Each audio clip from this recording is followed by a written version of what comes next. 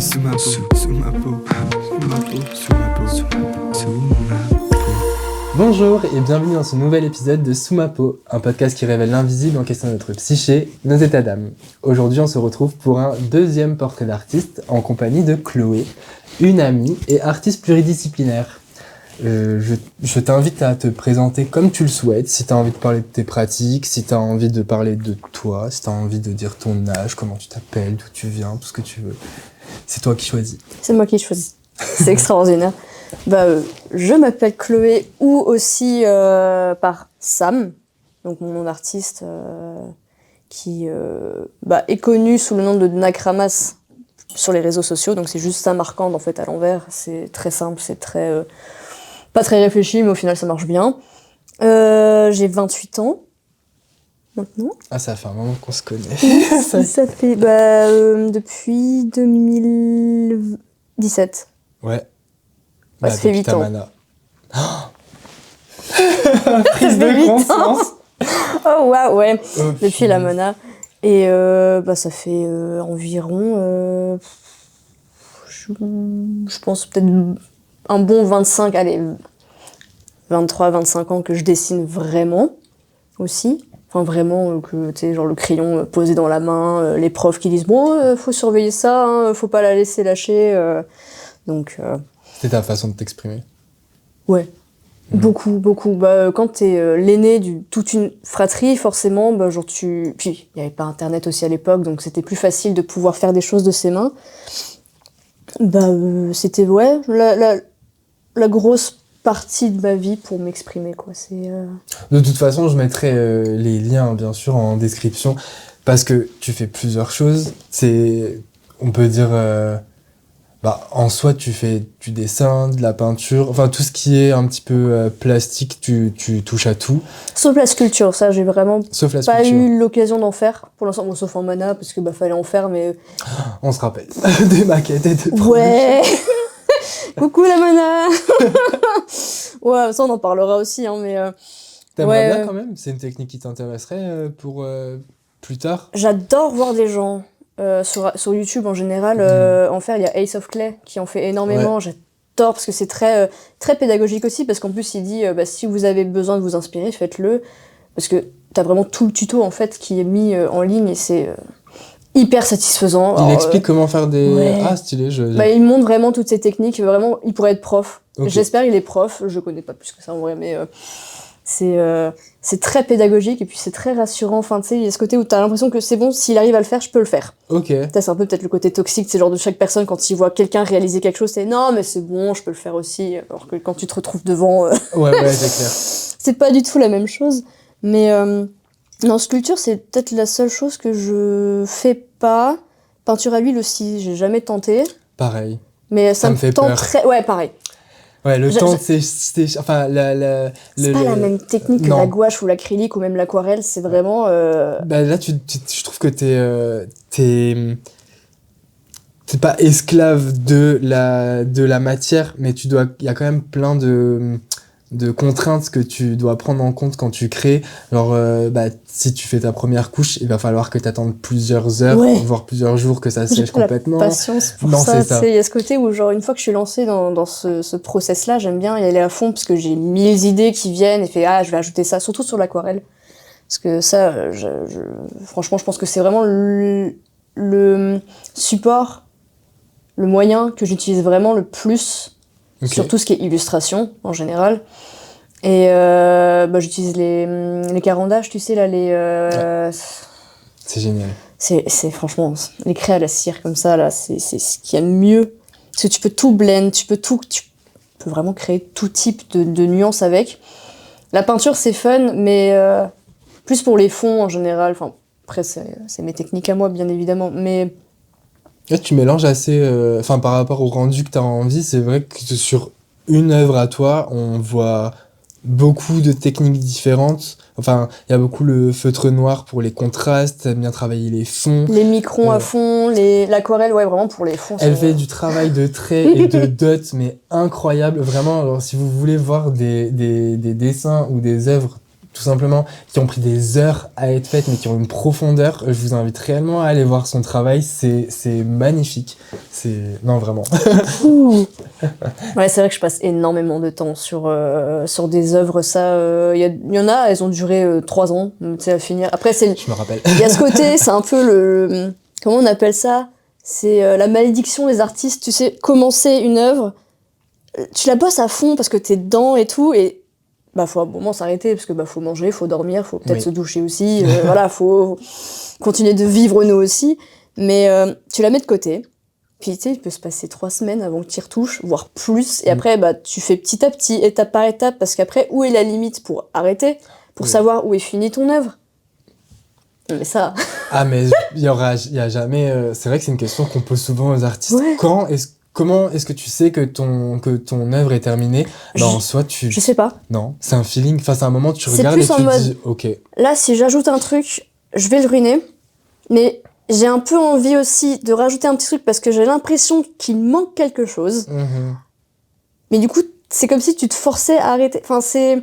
D'où la difficulté de reprendre une fois que t'as une session ultra intense, tu te dis... Mais 100%. Là, maintenant, j'ai peur. Il faut que j'y aille à tâtons parce qu'effectivement, un trait, une couleur, pas la bonne ou quoi que ce soit, ça te nique tout ton... Mais oui, tout ton après, dessin. tu dois tout recommencer. Après, parfois, il y a des petites erreurs comme ça. Enfin, c'est des erreurs. C'est plus cette... comment on peut appeler ça? C'est pas une erreur, c'est un peu une... Un truc qui est pas fait exprès, finalement. Ouais, ça une va maladresse, participer. plus, tu vois, une sorte de maladresse artistique qui va te soit changer toute ta vision que t'avais de base, et après te dire, ah, en fait, ok, c'était ça qui manquait, ou alors, en fait, non, c'est ça qui ruine le truc. Après, j'ai rarement eu des tableaux ou des illustrations où je me suis dit, merde, j'ai foiré le truc. Dans ces cas-là, genre, si ça arrive, je recommence tout, et j'ai pas eu le temps d'aller jusqu'au bout, donc tant mieux. Mais en général, j'arrive toujours à rebondir en mode, bon, si ça arrive, c'est pas grave. Et parfois, faut rattraper le truc. Il y a ma sirène, c'est un peu verte comme ça, avec le fond et tout.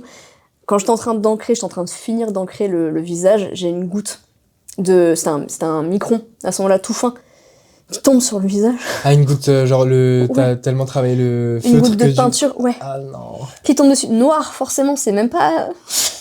Et en fait, ce que j'ai dû faire, c'est essayer de déjà sécher le truc, tout de suite. Et en fait, j'ai essayé de gratter, justement, avec un scalpel, en fait, l'espèce de surplus de... C'est au niveau de l'œil, donc ça va, après, j'ai réussi à rattraper le truc. Mais ça a fait une sorte de trou, en fait, derrière la feuille, donc j'ai dû retourner la feuille, essayer de le réépaissir, mettre une autre feuille par... Laisse tomber. Mais j'ai réussi à le sauver, le truc. J'avais pas envie de tout recommencer. Oh bah ouais, tu m'étonnes. Parce que j'étais en train de le finir, le fond était déjà fait et tout. J'étais, vas-y. Mais ça, je me rappelle quand il y avait une période où on faisait pas mal de sessions créatives ensemble et tout, t'as toujours eu cette faculté à rebondir sur s'il y avait quelque chose dans ton dessin, soit t'allais retracer des bandes et repeindre par-dessus pour avoir quelque chose de propre et pouvoir retravailler ensuite, mais t'as toujours essayé de trouver des solutions aux erreurs, et je pense que c'est ça aussi qui participe au fait que une fois que c'est terminé, tu sens vraiment le travail qu'il y a eu derrière et tout, parce que t'as mis tout en œuvre pour que tu aies réussi à avoir ton visuel tel que tu l'avais imaginé à la base. Et encore, même s'il ressemblera jamais à ce que t'avais imaginé. Jamais, mais ça, c'est un truc en mode, j'ai une petite idée, genre, t'as une image très précise, avec des couleurs très précises dans la tête, mais ce sera jamais. Non, ça, retenez-le, ce sera jamais. Comme dans sa tête, et même parfois c'est même mieux que ce que tu pouvais imaginer. C'est ça aussi qui est ouf, c'est tu te surprends. Parce que tu te dis, j'ai réussi quand même à mettre ce que j'avais comme idée, là sur papier. Et cette sensation-là, elle est folle. Il y a ce truc aussi de, quand t'as cette idée en tête de ce que t'aimerais créer, c'est parce que on s'inspire énormément de tout ce qui se fait, de plein d'artistes. Et du coup, on pense pas au processus de digestion des informations, où une fois que tu t'es inspiré, ça va travailler en toi, et quand tu vas le ressortir à travers tes mains, il y a ce filtre qui est passé. C'est comme, je prends l'inspiration, ça se transfère en moi, et après, ça va créer quelque chose qui est peut-être connoté comme les références que j'ai utilisées, mais qui va me ressembler à moi, parce que ce sera propre à moi, avec ton style artistique, mon style, avec ta mes patte couleurs, graphique. ouais, c'est ça. Ouais, ça c'est sûr. Après, on s'inspire, comme dit, énormément par rapport à ce qu'on voit, que ce soit sur les réseaux ou même dans les bouquins ou dans les films aussi, et par rapport à nos potes, parce que ça, faut le dire aussi, mais genre les potes ont une énorme influence par rapport à ce qu'on produit, et puis même parfois ils sont très... ils ont l'œil critique par rapport à juste des observateurs, tu sais, en mode « Ah, c'est joli !» Oui, bah merci, c'est joli. Ça sert à rien. Mais c'est gentil, mais arrêtez de me dire c'est joli. c'est bien de dire « Bah là, j'aime beaucoup ce que t'as fait, moi j'aurais peut-être pas fait ça comme ça, j'aurais peut-être vu une autre couleur ou machin », et c'est hyper important, enfin c'est hyper chouette d'avoir justement ce genre d'avis par rapport à ce que tu crées, parce que bah, c'est comme ça aussi que toi tu peux évoluer, surtout dans ta patte, quoi, parce qu'on évolue tout le temps en plus, donc... Oui. Enfin pour moi c'était hyper important, les potes qui te disent... Ce que tu faisais en 2017 n'a rien à voir avec ce que tu fais mais bien sûr, en 2025. Oui, mais oui. Mais d'ailleurs, parce que là on a pas mal parlé juste du dessin, mais pour dire les autres pratiques, tu es également tatoueuse. Oui. Est-ce que le dessin t'a aidé à aller vers le tatouage, ou t'as toujours été quelque chose en tête que t'as toujours trouvé intéressant, que t'as toujours voulu expérimenter, ou c'était vraiment à la base, non, je dessine, je tâtonne, je vois un petit peu, et petit à petit ça t'a amené vers ce secteur-là? Alors, à la base des bases, je voulais être illustratrice de bande dessinée ou de roman graphique. Mais vraiment, le dessin, pour moi, ça allait tendre, parce que le tatouage n'était pas encore hyper démocratisé aussi à l'époque. Je voulais me faire tatouer, de base. Je voulais avoir des tatouages, donc pour moi, le monde du tatouage était déjà là. Mais pas forcément en tant que pratique. En fait, c'est... Alors, c'est un peu... Ça a été mis en mode, tiens, j'ai de la peau de cochon, j'ai un dermo, ça te dit on passe l'après-midi, machin. Alors c'est une personne que je ne citerai pas pour des raisons évidentes de aujourd'hui, c'est pas quelqu'un de recommandable, enfin c'est... voilà. Mais cette personne-là m'a amené justement dans ce milieu-là, parce que son père était tatoueur aussi. Et du coup, en fait c'était vraiment en mode, vas-y on va tester, parce que c'est de toute façon quelque chose de hyper intéressant, enfin même... pourquoi pas? Et en fait, ça a été un peu le déclic de... En fait, c'est chouette. En fait, c'est cool. Et du coup, c'était le 30 décembre 2015. Ça, c'est un truc de fou. Je pense que ça va nous sortir des dates. C'est la seule personne de ma vie que je connais qui peut vous sortir la date et l'heure d'expérience qu'elle a vécue. Vraiment, c'est incroyable. Je suis très sélective à ce niveau-là. Et en fait, c'était une amie d'une amie qui en fait vendait sa machine, enfin tout son matos, parce qu'elle partait pour la Nouvelle-Zélande et elle voulait pas l'emmener avec elle. Et elle voulait pas non plus que ça traîne dans une cave, prendre la poussière, tout ça. Donc elle me l'a revendu pour 50 balles. Enfin, tu sais, à l'époque, vraiment, c'était en mode, fais-toi plaisir. Et du coup, le lendemain, j'ai invité genre mes meilleurs potes. Et on s'est tatoué. Enfin, c'est débile. C'est dans des conditions, les gars. Mais... moi, j'assume là-dessus, parce qu'il faut aussi qu'on parte de quelque part, tu vois, là-dessus, j'ai aucune honte à dire que, j'ai scratché, parce que, en fait, beaucoup ont démarré comme ça. Donc ceux qui vous disent l'inverse, alors soit ils ont énormément de chance à démarrer dans un apprentissage, dans des bonnes conditions, mais on sait aussi les conditions pour trouver un apprentissage. Voilà. Donc, j'ai scratché avec mes meilleurs potes, avec beaucoup de potes aussi qui me donnaient de la peau, parce que vraiment, moi, la peau de cochon, j'ai tatoué une fois dessus, et c'était avant même que je reçoive ma machine. Donc, mon expérience à moi, c'est mes potes. Ouais, c'est vrai. En mode, j'ai de la peau, vas-y, machin, il y a une triforce que j'ai faite. J'ai de la peau. Qui est pas droite, enfin, c'est vraiment, c'est à la main, enfin, je veux dire, c'était, à la one again, j'ai tout appris sur le tas. Mais, trop bien. J'ai vraiment, je me suis persévérée. Au début, je voyais ça un peu comme... je me suis pas mis dans un objectif de je veux devenir tatoueuse, c'est juste, là, je vais essayer d'aller quelque part avec. Mais sans me dire que c'est absolument ça que je veux faire. Enfin, c'est assez étrange comme ressenti, parce que maintenant, effectivement, c'est ça que je veux faire. Parce que ça fait 9 ans maintenant que j'ai commencé à tatouer.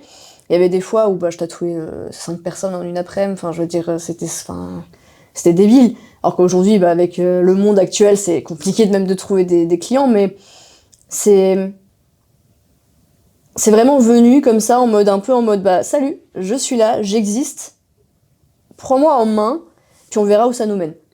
C'est vraiment plus ça. Donc du coup, après, j'ai vraiment pris goût à ça, et puis en fait, le dessin, par rapport au tatouage, c'est le temps de trouver entre ce qui est réalisable Et ce qui ne l'est pas, ça prend du temps. Parce que au début, tu te dis, c'est bon, chaque dessin peut être tatoué. Non, absolument pas. Si je sais dessiner, je sais tatouer. Et inversement, si je suis tatoué... Il y a beaucoup de tatoueurs qui le pensent. Hein. Il y en a plein aussi qui tatouent sans savoir dessiner, mais ça, c'est encore un autre débat, un autre sujet, mais qui est hyper intéressant aussi. Hein, parce que après, il y a des très bons tatoueurs qui ne font par exemple que du manga, et là, c'est que de la reproduction. Ouais. Mais ils le font, mais avec une... Il y a des bons techniciens, et il y a des artistes tatoueurs. Voilà, c'est ça. Ouais. Mais il faut pas... S'il y a des personnes sur lesquelles vous voulez cracher, c'est vraiment les personnes qui ne respectent pas ce milieu-là. C'est genre ceux, par exemple, qui ne respectent pas la peau des clients, par exemple, et qui font n'importe quoi avec, et qui utilisent de l'encre de merde, des aiguilles de merde, des machines de merde, et puis qui en fait, en plus de ça aussi, te raquettent, hein, d'un point de vue thune, parce que ça aussi, mais genre qui te font de la merde. Ça, c'est... Non. Qui te font de la merde, soit sur ton corps, et aussi qui veulent le travail d'autres personnes. Oui, ça... Combien de fois on voit des tatouages qui, bizarrement, on les a déjà vus, et il n'y a pas de crédit, il n'y a pas de source, il n'y a pas de choses comme ça, mais le tatouage a quand même été fait sur une autre personne. Ouais, ça aussi, alors que la plupart du temps, parfois, ce sont même des projets très personnels qui appartiennent justement aux clients. Ouais. Donc, c'est encore plus frustrant.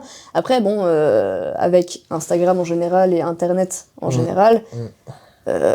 faut c'est dur de protéger son travail. Hein. Tu peux, il existe des plateformes pour, mais dans tous les cas, ça va arriver un jour. Ça arrivera un jour, et ça c'est peut-être déjà même arrivé. Moi, je sais qu'à un moment, j'étais voire trop focus sur justement cette idée de plagiat-là. J'ai fait du mal à des personnes qui, en fait, non, ils voulaient juste dessiner. Ouais, après, il y avait quand même... à ce moment-là, il y en avait... Il y en avait, mais... Copier-coller, hein. Ouais, il y en avait, mais qui me concernaient pas forcément même moi, derrière, tu vois. Et en fait, quand tu te concentres sur... des artistes qui volent d'autres... non, pas des artistes du coup, mais genre des voleurs qui plagient des artistes et qui, se le proclament comme étant le leur. Là, c'est un fait, c'est dégueulasse. Ouais. Mais... C'est illégal, hein. Oui, c'est illégal, ça peut être puni par la loi et tout. Oui. Mais c'est à force d'en voir, parce que vraiment, à un moment, j'étais trop focus dessus, t'as l'impression que même tes œuvres à toi se font voler, alors que, en fait, non, pas du tout. Et du coup, moi, je sais que je me suis retrouvée dans des situations, et aujourd'hui, c'est un peu en mode, j'ai été con, le mea culpa, faudrait que je le fasse aux personnes concernées, mais il y avait des cas où, non, en fait, oui, il y avait la plupart du temps, quand je dénonçais ça, c'était avéré. Ouais. Et parfois, c'est juste, ta tête, en fait, quand t'es, encore une fois, trop focus dessus, tu te perds. Mais je comprends la colère quand même, parce que c'est vrai qu'il y a eu un moment... sur Instagram, c'est vrai qu'un dessin ou tatouage ou quoi, il y a eu vraiment une période pendant 1 ou 2 ans où j'avais l'impression qu'il n'y avait plus d'originalité. Enfin, on voyait vraiment toujours les mêmes inspirations, toujours les mêmes dessins, les mêmes images qui étaient juste photoshopées en noir et blanc, saturées, et... on voit les... Voilà. Donc ça, ce n'est pas du dessin. Et après, il y a de la demande partout. Oui. Et c'est ça aussi, c'est pour ça que ce sujet-là, il est hyper intéressant en vrai, parce que il y a de la demande. C'est aussi aux clients peut-être d'être éduqués sur le sujet, et faut dire aux gens, c'est pas parce que vous trouvez quelque chose de joli sur internet que vous l'imprimez, que vous allez chez un tatoueur en disant je le veux sur mon corps, que forcément c'est légitime. À la limite, envoyer un DM à la personne qui a créé ce dessin, cette illustration ou quoi, en lui disant j'adore ce que tu fais, de 1, ça fera super plaisir, et est-ce que tu m'autorises à me le faire tatouer, quitte à ce que vous lui envoyez une photo après pour que lui puisse la repartager aussi en citant le tatoueur qui vous a tatoué. Il y a des solutions, mais ne le faites pas dans le dos des artistes, parce que c'est déjà un milieu précaire, c'est très compliqué de se faire une clientèle, c'est très compliqué de gagner sa vie par sa pratique artistique. Donc juste faites les choses avec respect et renseignez-vous sur les gens que vous suivez, qui vous inspirent, tout ça. Puis il n'y a rien de mal à demander, en plus, à des artistes qui ne tatouent pas forcément, mais dont l'art te plaît. Parce qu'il y en a beaucoup qui ils le savent, donc ils mettent généralement une petite pastille, ce genre d'informations, que si vous voulez, vous me dites, et à la limite, ils leur vendent même le dessin pour 20 balles symboliques en général, comme ça, après toi tu fais ce que tu veux avec. Ça existe, donc après il n'y a rien aussi de mal à créditer, et comme dit, du moment où tu fais ta demande envers justement l'artiste, plus le tatoueur, et que tu crédites, t'as aucun problème avec ça, parce que de toute manière aussi, il faut que ce soit un partage, parce que l'art, c'est censé être un partage aussi. Donc, ça c'est beau, ça. on voit aussi les gens qui veulent pas partager, Ouais. qui préfèrent en mode non mais c'est mon art, c'est moi, j'ai mes techniques, machin. Non, je sais On pas, est c'est tous débile. ensemble. Enfin, si on est là pour l'amour de cette pratique et des messages que peut renvoyer l'art, effectivement, on devrait avoir une vision plus collective. Mais Enfin, oui. on s'influence tous les uns les autres. Venez, on fait en sorte que la pratique soit élevée et devienne de plus en plus belle, et surtout que le tatouage, c'est encore quelque chose, bon, en France, c'est encore quelque chose qui est vachement sous stéréotypes, préjugés, Ouais. tout ce que vous voulez. Si on a plus de communication sur le sujet et qu'on a de plus en plus de personnes qui défendent le travail des artistes, justement, je pense que ça pourra aider le domaine en Oui. lui-même globalement, quoi. On a tellement à sa portée. Enfin, je Ouais. sais pas, enfin, pour moi, le partage, genre, des techniques, enfin, j'adore ça. Mais vas-y, tiens, prends ça, prends ces trucs et tout. Autant dans l'art graphique sur papier que sur peau, hein. Ça fait du bien. Au moment où tu progresses, puis t'as Ouais. l'impression vraiment d'échanger quelque chose. Enfin, pour moi, Et comme tu dis, je trouve, on peut grave s'apprendre des techniques. Mais si vous faites quelque chose d'authentique, vous pouvez partager vos techniques, quoi qu'il arrive, ce que vous ferez vous ressemblera à vous et il n'y aura jamais de compétition. Mais non, mais C'est la juste compétition, c'est apprendre aux gens débile. d'utiliser les mêmes outils pour que eux ils puissent exprimer leur style à eux, leur personnalité. Il n'y a pas de compétition à avoir là-dedans. En général, ceux qui sont très compétitifs, en tout cas qui sont dans la compétition, généralement ce sont des gens qui n'ont pas forcément confiance en eux-mêmes et même en leur art, et en fait voient que y a des gens qui peuvent être meilleurs qu'eux, et là c'est mauvais parce que du coup tu te compares à parfois ce qui n'est même pas comparable. Ouais. Et c'est mauvais parce que du coup t'évolues pas, tu te focuses sur d'autres personnes plutôt que genre sur toi, et enfin c'est t'en perds après au final dans le change, quoi. Mais c'est les gens qui voient de la compétition, après ils sont très vénales parce qu'après ils vont essayer de faire copain avec des gens juste parce que c'est dans leur propre intérêt, et c'est même pas genre d'un point de vue sincère. Ouais.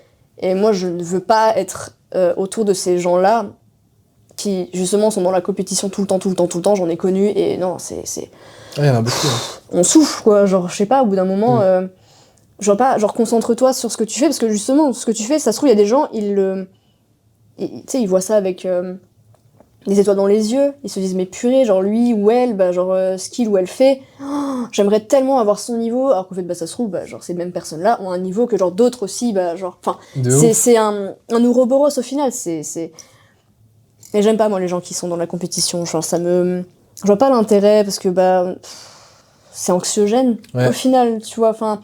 On en parlait avec des amis en commun. On se disait, il y a différentes envies, différentes façons d'être envieux sur les réseaux. Il y a, je m'explique, il y a l'envie vraiment malsaine, celle où justement tu es en mode compétiteur, tu veux absolument atteindre le même niveau que quelqu'un que tu respectes ou qui t'inspire. Ou alors il y a l'envie tu vois quelqu'un qui se donne dans son domaine, qui a envie de peaufiner son style et tout, et du coup ça va te motiver à faire de même pour toi, mais pas en essayant de recopier ce que la personne fait, mais en s'inspirant, en s'inspirant juste de sa motivation, se dire ah putain ouais, cette personne je la vois tous les jours, elle dessine un petit peu, vas-y je vais faire pareil, je vais voir où je vais aller. Ça c'est motivant, mais c'est bien motivant. sûr. Ouais, voilà, c'est pas la compétition, c'est la motivation. Il y a deux choses différentes. Non, moi quand je vois des artistes et quand je vois leurs œuvres, parfois vraiment c'est putain mais bien joué. Ouais. En mode, et oui, pourquoi il a eu une idée, et j'aurais jamais pu avoir cette idée-là, et je suis en mode en fait ouais.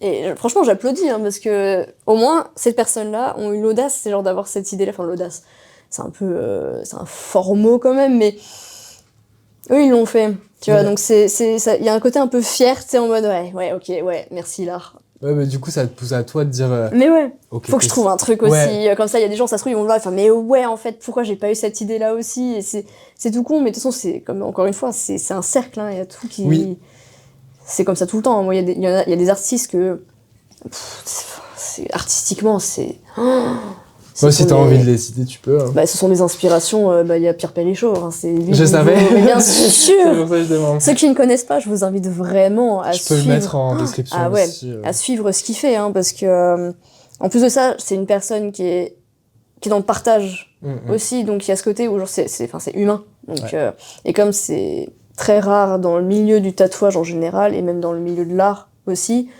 bah ça glorifie en plus, tu sais, genre cet artiste-là. Donc, déjà, t'as un respect par rapport à artistiquement ce qu'il fait.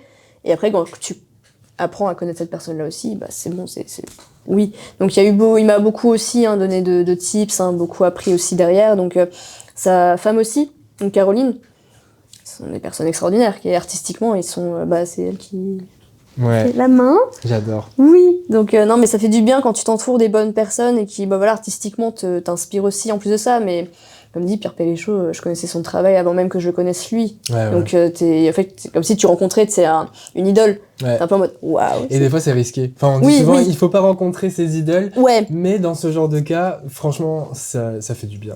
Tu peux vite être surpris parce qu'il y en a plein qui ont vécu des mauvaises expériences artistiques, que ce soit en tout cas dans le milieu du tatouage en général. Là j'entends. Mais des gros noms qui finalement sont faites attention, il y a des comportements qui ne sont pas ok pour un tatoueur. Puis c'est ok aussi de dire bah non, je le sens pas le jour même. Consentement. Ah oui. Ah ouais, ça faut pas, y a aucun problème avec ça, même si tu doutes sur le design, si tu doutes sur la personne, sur la séance, sur toi, faut le dire. C'est ok, on va dire une artiste ou un artiste safe, parce que les gens n'aiment pas forcément ce terme-là, mais il faut le dire parce que c'est vrai. On va dire qu'ils sont normalement constitués, de bon sens, accepteront et respecteront ton choix par rapport à ça. Genre si tu veux pas, c'est ok. Ils sont conscients qu'à partir du moment où la séance sera finie, vous serez marqué à vie quelque part. Donc, ça aussi, c'est pas un petit choix. Non. C'est un choix à vie, c'est comme les enfants, c'est à vie, d'accord. Mais d'ailleurs, que ce soit dessin ou tatouage, bon après vu que tu as commencé le dessin depuis toute jeune, c'était quoi tes premières inspirations ou qu'est-ce qui revient souvent dans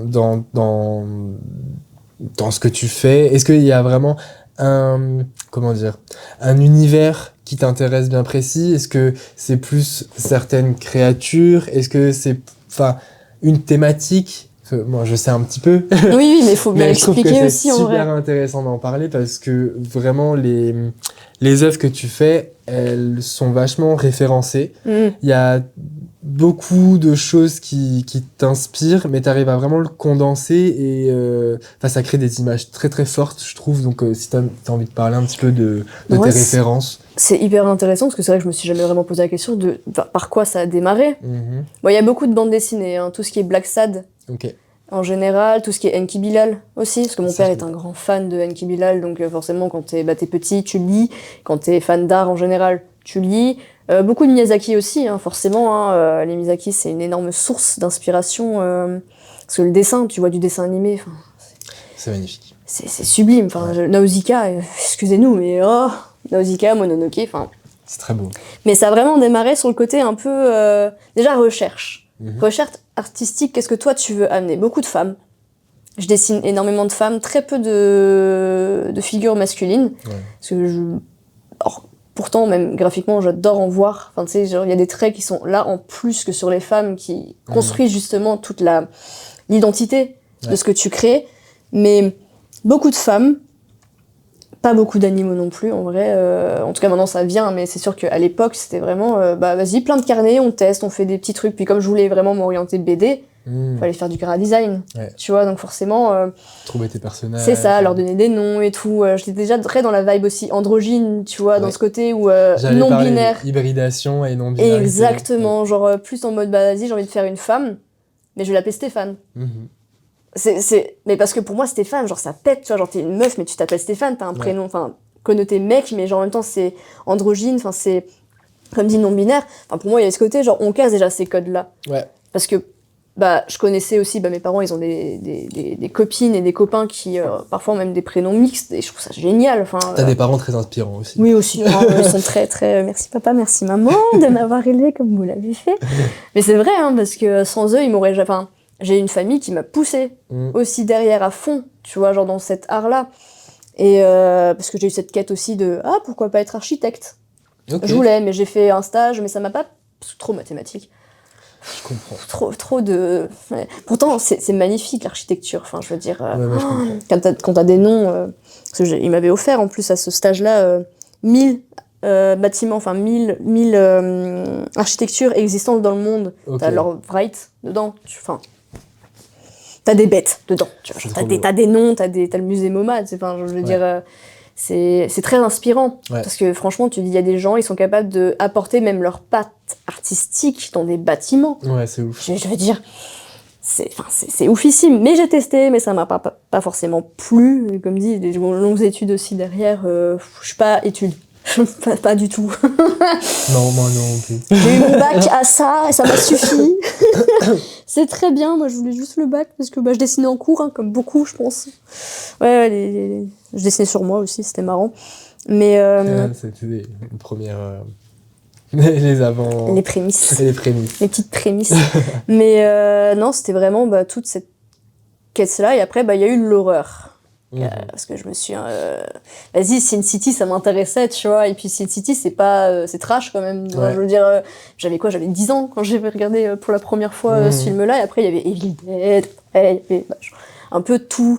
Cette entrée en matière dans l'horreur, dans le gore. Et là, forcément, après, ça se retranscrit sur ce que tu crées. Ouais. Après, il y a eu les phases très tristes, un peu, de ma vie, qui ont fait que, ton seul moyen à toi de pouvoir t'exprimer, c'est le dessin. Donc, des trucs très tristes, un peu deep, un peu... C'est cathartique. 100%. Ouais. Et en même temps, t'as la crise d'ado, donc forcément, faut que tu pallies à ça, tu vois. Ouais. T'es là en mode, comment je fais pour m'exprimer sur des choses que j'arrive pas... À comprendre. À oraliser. Aussi, et à comprendre. Ouais. Et, tu sais, enfin... Il y a tout ce côté-là de... faut que je trouve un moyen. Et heureusement, j'avais un moyen. Ouais. Donc c'était très rassurant, puis encore une fois, mes parents derrière qui soutenaient à fond, et parfois je leur montrais, et après à un moment j'arrêtais de leur montrer, parce que je savais que c'était... Ma mère trop intime peut-être. Pas du tout les trucs horrifiques ou quoi que ce soit, vraiment elle est effrayée, rien que pour Alien, tu vois, donc elle c'est vraiment son max, et je comprends, parce que c'est... Et pourtant je trouve que t'as toujours une délicatesse, même dans l'horreur, c'est jamais gore. Oui, parce que pourtant j'adorerais réussir à en faire, mais j'y arrive pas. Okay. J'aime bien lisser. Tout ça, mais c'est vrai que maintenant que tu le dis, tu vois, par exemple, je pense au travail d'Anissa. Ouais. Anissa, elle va dans le tranchage de gorge, sûr. Voilà, et elle y va à fond. Et nous, on a quand même cette, parce qu'elle apprécie aussi beaucoup notre travail, on a aussi eu ce truc de, horrifique, mais c'est comme si c'était plus un mal-être psychologique qu'on ressentait. Le mental, le mental... Plutôt qu'un truc vraiment gore physique. Pour moi, le mental est plus traumatisant que le physique. Oui. Parce que je peux voir des films, mais genre avec pléthore de sang partout. Oui, voilà. Aucun problème, je mange devant. Enfin, je veux dire, c'est pas ça qui va me transcender. Moi, ce que je préfère, c'est le psychologique. Parce que justement, là, il y a tout ce côté, genre horreur abstrait et horreur graphique. T'as ces deux mondes-là, genre, qui s'opposent. Mais genre, les deux sont parlants, parce qu'il y en a, pour eux, le graphique leur suffira. Oui. Et moi, genre, justement, ce qui me suffit pas, c'est ça. En fait, moi, genre, j'ai besoin du psychologique, j'ai besoin du mental, j'ai besoin d'être perturbée. Et Martyr, pour moi, j'ai pleuré. À la fin du visionnage, j'ai pleuré. Parce que quand tu passes par des phases de dissociation dans ta vie, tu peux pas ne pas être impassible par rapport à ça. Et puis, genre, tu comprends d'autant plus par rapport à tes traumatismes, par rapport à ta vie. Et t'es, ok, bon, d'accord, c'est ça que je veux. Et c'est ça, justement, qui me transcendait. Parce qu'après, c'est ça que tu cherches aussi derrière. Ouais. C'est d'être impacté par ce que tu vois et même après par ce que tu crées. Parce qu'il y en a où, parfois, ils sortent tout seuls. Genre, Evil, c'est l'espèce de... nana là qui genre il y a une sorte de monstre genre qui essaye de rentrer par sa bouche et en même temps qui essaye de sortir. Bien sûr. Celui-là, je pensais pas le réussir à le faire parce qu'il est sorti vraiment tout seul, j'avais pas d'image en tête avant ça, mais genre c'est venu. Ça a été là et ça c'est vraiment très c'est du traumatisme hein, c'est après cette espèce de du message, cette mémoire traumatique là quand elle est revenue, faut que je l'exprime. Et c'est très fort. Ouais. Quand tu vois le dessin, on comprend tu sais pas genre si elle le... Enfin, comment expliquer ce dessin-là? C'est très... Je l'ai pas. Non, parce qu'en fait, ça se ressent. C'est Marie qui l'avait. Là, t'avais pas un print Si, j'en avais un... au bureau qu'ils avaient? Ok. Ouais, mais elle l'a toujours en plus, Oui. je leur avais fait... Mais Evil, en fait, donc c'est une sorte de nana, elle a pas de bras, il est en train de se nécroser, enfin, il y a son squelette est fou, elle a pas non plus de corps, ça s'arrête au niveau de la cage thoracique, il y a une sorte d'insecte en plus à cet endroit-là. Et le monstre, en fait, qui essaye de rentrer par sa bouche en même temps qu'il essaye de sortir, tu sais pas trop. Tu sais pas si elle le pousse ou si elle le tire. C'est ça aussi. Et en fait, c'est une sorte de monstre tentaculaire comme ça qui a le même insecte mais à l'envers. Au niveau aussi de la cage thoracique. Ou en tout cas, genre, enfin, ou même au-dessus, je sais plus trop. En fait, tout est sombre, hein. Vraiment, le fond il est noir, les détails sont noirs à fond. Enfin, genre, c'est limite, tu vois à peine du blanc. Et en fait, son œil est blanc. Et en fait, sur son visage, il y a une sorte de coulure, une sorte de larmes, genre en noir aussi. Mais en fait, genre, selon, parce que j'avais fait le petit jeu à l'époque, comment tu le lis, genre à l'envers ou à l'endroit, tu peux lire un mot. Mais c'est à toi de le lire, c'est propre à chacun, parce qu'il y en a plein, ils m'ont dit des trucs, j'ai halluciné, enfin, moi je voyais pas ça du tout, et je trouvais ça hyper cool. Ouais. D'aussi, mais il est ludique, bien sûr, dans ce truc très, très profond, très personnel. Mais c'est vraiment, Evil, c'est le mélange, c'est EV/ILL. Parce qu'il y a ce côté, genre la maladie. Le côté maléfique, le côté maladie, le mental, enfin... Vraiment aussi, chaque titre est recherché aussi très... J'aime bien, moi, la vraie connotation des titres par rapport à l'œuvre. Mais c'est vrai que celui-là, il est très, très fort. Ouais. Et je l'ai claqué, celui-là, en même pas 3 jours. Enfin, alors qu'il y en a, je mets, comme dit, 3 ans pour les faire, genre Cthulhu. C'était plus une nécessité, là. Ouais, j'avais besoin de l'expulser. Celui-là, comme un peu elle qui expulse un truc qui est là, mais qui devrait pas être là, mais il est quand même là, et tu dois faire avec, en fait. C'est... Oui. Ouais, voilà. Désolée si ça ravive des... C'est super intéressant, mais c'est vrai que du coup, je me souviens de l'histoire, je me souviens de tout ça, et c'est vrai ceux qui me connaissent, oui, ils la connaissent, hein, parce que c'était vraiment arrivé 10 ans plus tard, 20 ans plus tard, je sais plus, 10 ans plus tard. Donc ça arrive, t'es bon, faut faire avec. Après, tout va bien maintenant, mais c'est surtout, disclaimer, pour ceux que ça pourrait, genre trigger, je m'en excuse, c'est pas le but aussi, hein, ça... Si t'arrives à ressentir quelque chose déjà à travers mes œuvres, c'est que j'ai réussi quelque chose. Ouais. Et parce que parfois, moi, je fais juste des œuvres et ça parle même pas à moi. Mais s'il y en a, ils s'y retrouvent dedans, c'est chouette, quoi. Mais que ce soit en positif ou en négatif aussi, hein, parce que chaque œuvre fait ressentir des choses de toute manière, comme toi. Ouais. Non, clairement, c'est vraiment un partage d'expérience. Enfin, toi, comme t'as dit, c'est devenu ta manière d'exprimer certaines choses qui sont au-delà des mots. Et justement, quand on voit ces visuels-là, ça nous impacte, c'est que il y a une résonance, et c'est là aussi, comme tu disais avant, l'art, c'est un partage émotionnel. Enfin, je trouve que c'est vraiment le chemin le plus court pour parler d'une personne à une autre, c'est ton âme qui s'exprime quelque part, et ouais, des fois, on se comprend pas parce que on formule pas les choses de la même façon, parce qu'on n'utilise pas le même langage, pas les mêmes mots. Mais l'art, c'est universel. L'art, c'est vraiment... t'as peut-être pas les codes, t'as pas fait d'histoire de l'art, mais tu vas avoir un tableau, tu vas avoir une illustration, et tu vas faire « Oh, là, ça me touche !» Et même sans avoir la description, sans avoir l'histoire de l'artiste qui est derrière, si ça te touche, c'est que le travail, il a été effectué. C'est que ça t'est parvenu, et donc le dialogue est créé, quoi, quelque part. C'est très fort. Puis t'es pas obligé d'avoir aussi, encore une fois, les bases de l'histoire de l'art. Parce que ça, c'est aussi hyper important. Parce que tout le monde dit, mais il faut avoir les bases. Non. Si t'as tes bases à toi, ça suffit. De ouf. Mais oui, parce que moi, Vous êtes tous humains. C'est ça, en fait. Donc, le côté code scolaire, au bout d'un moment, faut lâcher aussi. Parce que on les connaît tous de nom, on les a tous entendus au moins une fois. T'as pas besoin de savoir exactement non plus chaque artiste, genre, qui sont maintenant décédés. Genre, oui, ils ont façonné quelque chose, certes. Mais il y en a... Ou de connaître les courants artistiques pour comprendre une œuvre ou quoi que ce soit. Non, vraiment, on parle pas de ça. Oui, si vous voulez aller plus loin dans l'apprentissage de ce que l'art a apporté au monde, à la société et tout, c'est super intéressant. Mais ne vous bloquez pas, c'est comme... je travaille aussi dans une galerie. Oui. On me dit souvent, ouais, mais j'ose pas venir parce que c'est élitiste, ou c'est un art shop, ou si on s'y connaît pas, on va être perdu. Non, pas du tout. le cinéma, c'est de l'art, la photographie, c'est de l'art, vous en consommez. Il n'y a pas une barrière qui vous empêche de ressentir l'émotion qu'il y a derrière. Et ben, avec l'art plastique, c'est pareil. Ouais. Vraiment. Mais il faut casser ces codes-là. Enfin, ouais. Y en a marre aussi de dire, de ne jurer que par genre du Picasso, alors que déjà lui, enfin... Problématique. Voilà. Ou par du Andy Warhol. Enfin, je veux dire, c'est pas lui non plus qui a inventé le pop art. Donc, au bout d'un moment, il faut rendre à César aussi ce qui est à César. Il y a beaucoup de femmes artistes aussi. Il faut arrêter de se renseigner que sur les Picasso, les machins et tout. Il n'y a pas que. Il y a des femmes qui ont fait des travaux incroyables, qui ont bien plus fait avancer l'art ou même l'humanité. Même on parle même pas assez de Frida Kahlo, enfin, à mon sens. Frida Kahlo, Annette Messager, Louise Bourgeois. Enfin, il y a 100%. tellement de femmes qui ont exprimé leur traumatisme à travers l'art parce qu'elles n'étaient pas entendues en tant que femmes. Ouais. Ça a choqué, ça a déplu, mais qu'est-ce que ça fait du bien et qu'est-ce que ça sert, effectivement. Mais c'est hyper important. Enfin, en tout cas, moi, dans mon process, s'exprimer par rapport à tes mots. Ouais. MAX. Ah ouais.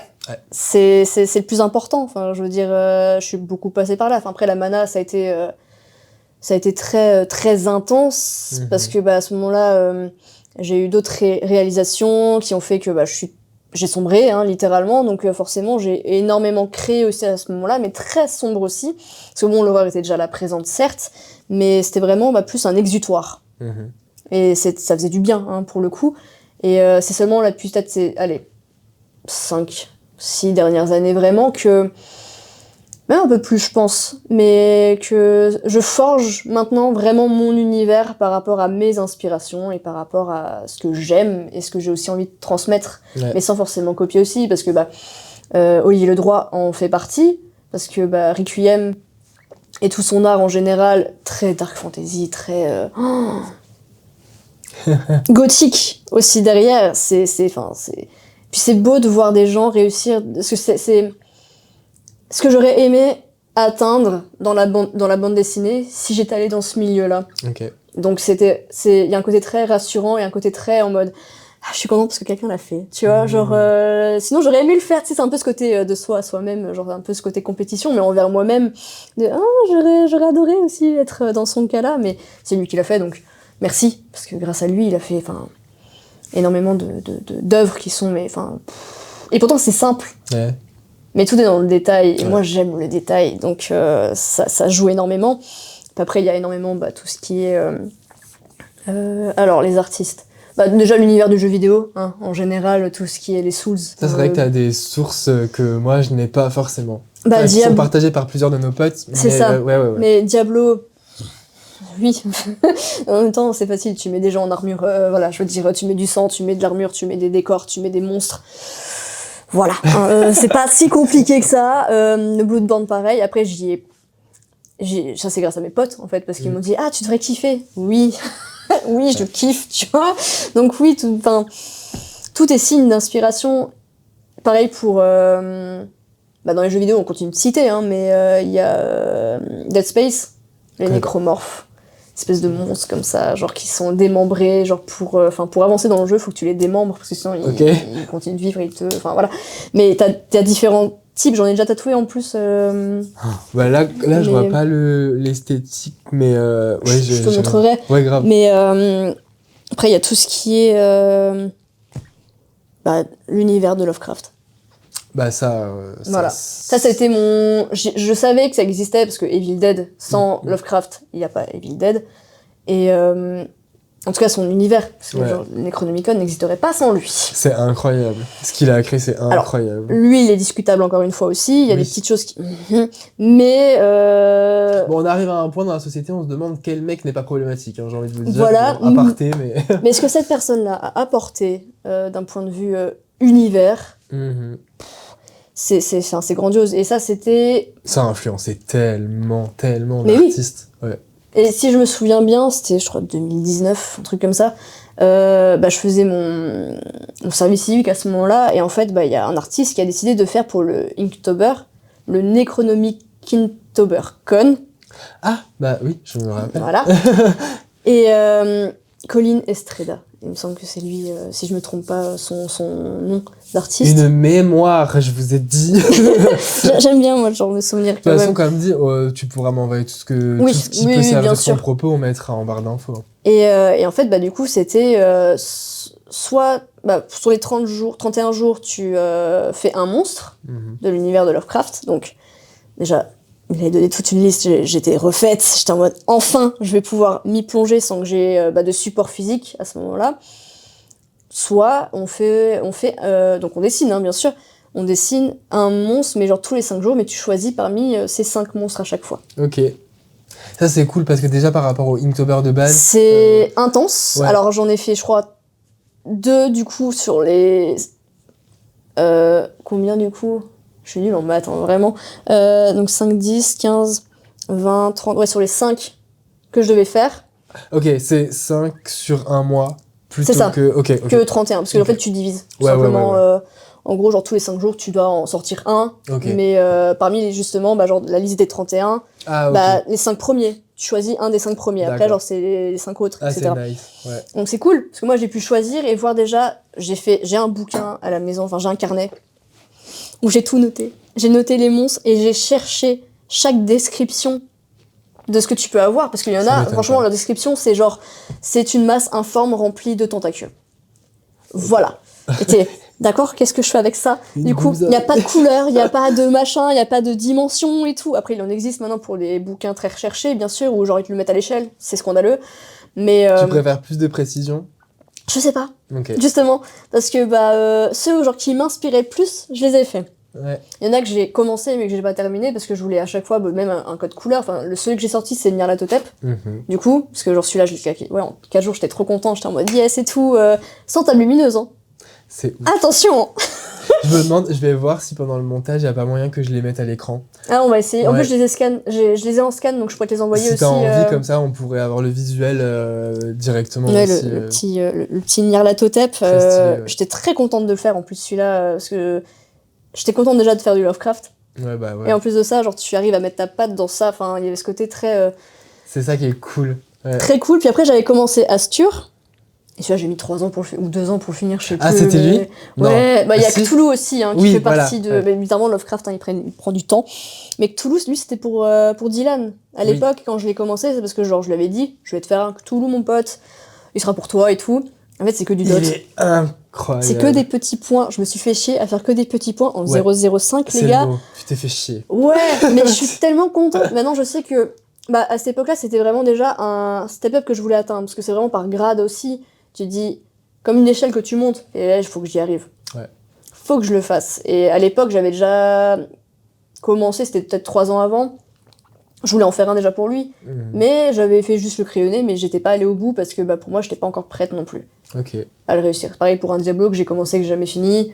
Mais parce c'est que... intéressant ça, de se dire aussi que des fois, t'as des inspirations ou des envies, mais qu'en tant que toi, à l'instant T, t'es pas encore prête à le... Parce que j'ai cette idée. Pour finir avec Cthulhu, ça a mis du temps, parce que c'est que des petits points, mais il l'a maintenant chez lui, c'est lui qui a le OG, il a l'original à la maison et tout, mais j'ai pu en faire des prints là pour mon expo, ça c'était chouette aussi. Mais Astur, pareil, j'ai mis du temps, mais parce que je voulais vraiment tester plein de médias, genre les feuilles d'or, tu sais, mais un peu cuivrées comme ça, les techniques un peu avec genre les bombes de peinture, le côté un peu Bakchinski, parce que lui, on le cite plus, mais c'est ce peintre de rêve, de cauchemar. Il est ouf. Ce mec est un voyageur. Un voyageur spirituel. Enfin, comment expliquer Quand je suis tombée sur un de ses tableaux la première fois, c'est dingue. Oui, merci. En fait, ce mec, incroyable. Donc lui, pareil, c'est une grosse inspiration aussi derrière, parce que genre, c'est sa manière, lui, d'exécuter les couleurs, les ossatures. Ouais, c'est ouf. Tout, t'arrives à savoir. J'ai des images en tête, là, je me dis, non, mais bien sûr, moi, ça défile aussi. Ouais. Je trouve ça ouf. Et Astur, du coup, faisait partie vraiment du côté en mode je veux faire un Astur, un roi jaune, mais qui est pas connu et qui a pas encore été fait. C'était vraiment ça, moi, mon lead, parce que bon, les Nyarlathotep, il y en a plein. Facile, tu fais, c'est un peu la même forme que Alien, tu vois, il y a ce côté genre très. T'as l'espèce de long truc comme ça, genre espèce de long tentacule, en plus, c'est même pas s'il a des yeux, enfin c'est pareil, la description elle est débile, mais je voulais en faire d'autres Mais je suis pas allée au bout parce que pareil après ça devenait trop je prenais plus autant de plaisir que ce que j'avais pu prendre au début. Mais après comme dit j'ai encore le carnet avec les 31 bêtes dedans genre qui n'attendent que d'être illustrées éventuellement un jour tu vois et c'est vrai que pendant le Inktober je trouve que c'est vachement c'est un challenge pour l'artiste mais quand tu te prends au jeu et que t'es vraiment inspiré par le sujet t'as tellement pas envie de bâcler, tu veux prendre ton temps pour que ce soit bien fait et tout, c'est pas évident. Ou alors, à la limite, il aurait fallu faire... tu te dis, bon, ok, je me lance le défi, et tu mets juste en story, la compo comme tu l'imagines, ou vite fait, un croquis au feutre de la créature, et après, tu la gardes et tu continues à faire plus profondément les contrastes, les nuances, les trucs et tout. Mais vu le taf que toi, tu fais sur une œuvre, ouais... tu peux pas t'en vouloir. Non, c'est ça, mais après, genre, j'aimerais bien une fois peut-être réussir. J'ai jamais réussi pour l'instant, un Inktober, après, genre, j'en ai fait qu'un. C'est parce que c'est intense, ou alors faudrait peut-être que je le crée moi, tu vois, mais je sais pas. Ça serait stylé. J'avais en tête éventuellement une fois peut-être de même faire un Inktober, mais lié par rapport au film d'horreur. Ouais. Mais après, ça implique que justement les gens peut-être voient le film pour voir qu'est-ce qui est dessinable aussi, parce que bon, il suffit de citer The Thing de Carpenter, tu vois quel genre de créature tu peux faire, c'est extraordinaire, mais il y a pas tout le monde qui aime aussi ce genre d'univers-là aussi, même si bon, Halloween, Octobre, tout ça, c'est bien très... Mais bien sûr, ça s'y prête pour l'horreur. Mais après, je sais que là, l'année dernière, il y en a des artistes justement de Lyon, tatoueurs, qui ont fait justement un Inktober, et genre ils se sont tous mis ensemble genre, sur le même, et genre par rapport justement à des films d'horreur. C'était magique. Et ils ont fait des tatouages ? Ouais, c'est des flashs qui existent, c'est génial. Ah, trop bien. Et surtout, type, en plus, genre sur The Swamp, sur machin. Enfin, tu peux grave faire des flashs, des trucs. Mais oui, mais bon, après maintenant, je commence enfin à en faire maintenant des flashs, parce qu'avant ça, moi j'étais vraiment que projet perso aussi, hein, mais s'il vous plaît, si vous avez pouvez aller la visiter maintenant et prendre des rendez-vous, parce que elle travaille dans son atelier maintenant. Atelier shop et tout. Atelier shop. Oui. Mais ouais. Lovecraft, c'est... Non, c'est j'aime bien se noter, quoi. Mais oui, pour en venir après, du coup, à Diablo. Ouais. Bah, en fait, ça, c'était vraiment le projet de... J'ai tout incarné aussi, encore une fois, mais genre là, quand je te dis, c'est même plus grand que ce que j'avais noté pour Lovecraft. On est très carné, nous. Hein. Ouais, on note tout. Mais genre, c'est vraiment un carnet de recherche. Ok. Parce que Diablo, à part y avoir joué, j'avais pas d'artbook. Sauf que genre, j'ai des très bons potes, en tout cas, Augusti et Dylan, si vous reconnaissez, je sais pas s'ils l'écouteront, mais... Il regarde Dylan, il écoute un peu ou non ? Parce qu'il y a deux Dylan. Là, je parle d'un autre Dylan, mais genre okay. mon Dylan, oui, bien sûr qu'il écoute. T'inquiète pas, je passe ton nom et tout. Mais ces deux potes-là, ils m'ont dit, mais moi, j'ai les artbooks de Diablo 3, j'ai le Reapers of Soul, et l'autre, il avait genre le original, tu vois. Et là, tes yeux mais ont fait... Ils ont fait, en fait, on les utilise pas, tu les veux ? MDR. J'ai les potes. Pardon. On a les potes qu'on mérite. Oui. Mais franchement, genre, ils ont fait, en fait, toi, ça va te servir, nous, non. Je le prends, en fait. Bah ouais. Tellement servi. J'ai encore des petits papiers, justement, en guise de post-it à chaque page, genre, qui m'intéressaient pour, justement, déjà, comment dessiner le Diablo, pour savoir comment était constituée cette bestiole, tu vois, genre. Ouais. Et comme dit, j'ai un carnet, il y a 40 pages. T'as fait un dossier analytique. Ouais. Ouais. Et de qu'est-ce que je mets aussi sur ma feuille, en fait, tu vois, genre comment je le dessine et tout. Au début, je voulais faire un mélange à la Seagrave.